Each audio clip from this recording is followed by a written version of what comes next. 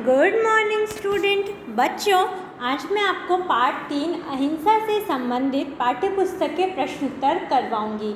देखिए, कल मैंने आपको इस पाठ के रिक्त स्थान कराए थे और मैंने आपको इस पाठ के बारे में पूरा बताया था कि इस पाठ में क्या है और क्या क्या इसमें घटनाएं हुई है ना। सारी चीज़ें हमने कल देखी थी और आज हम इससे संबंधित प्रश्नोत्तर करेंगे, क्योंकि अब मैंने आपको पाठ दोबारा समझा दिया है तो अब ये सब चीज़ें आपके लिए क्या होगी, बहुत ही ज़्यादा आसान होगी समझने में भी। ठीक है, तो अब प्रश्नोत्तर भी आप जल्दी जल्दी से कर लोगे, है ना। तो चलो शुरू करते हैं हम। पार्ट 3 है अहिंसा। देखिए, और हम क्या कर रहे हैं, प्रश्न उत्तर। देखिए,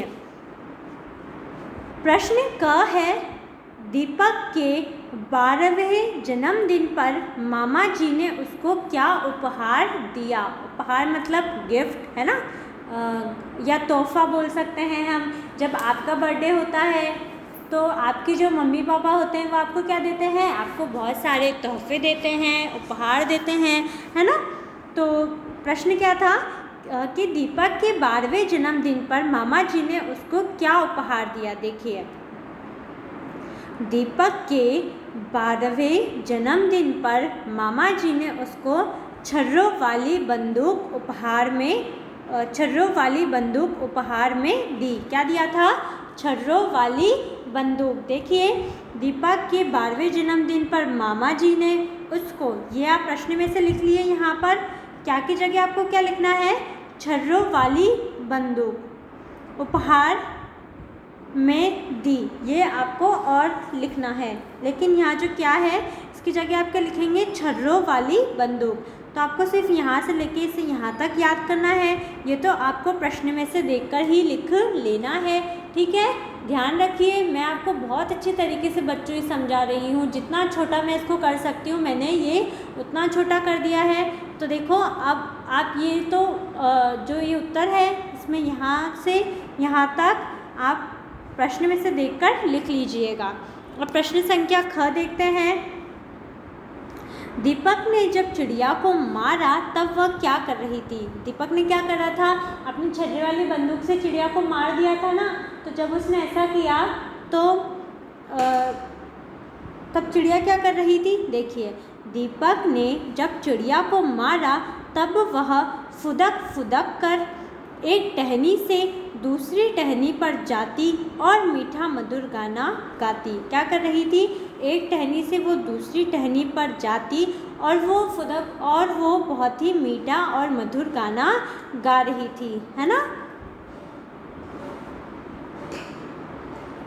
प्रश्न ग देखते हैं। दीपक की माताजी ने उसे क्या समझाया। देखिए, दीपक की माताजी ने उसे समझाया कि बंदूक आत्मरक्षा के लिए होती है। आत्मरक्षा मतलब क्या होता है, स्वयं की रक्षा। तो दीपक की माताजी ने उन्हें बोला कि बंदूक क्या होती है, स्वयं की रक्षा के लिए होती है, किसी असहाय और दुर्बल जीव की हत्या के लिए नहीं। असहाय यानी जिसका कोई सहारा नहीं हो, और दुर्बल यानी जिसके पास बल ना हो।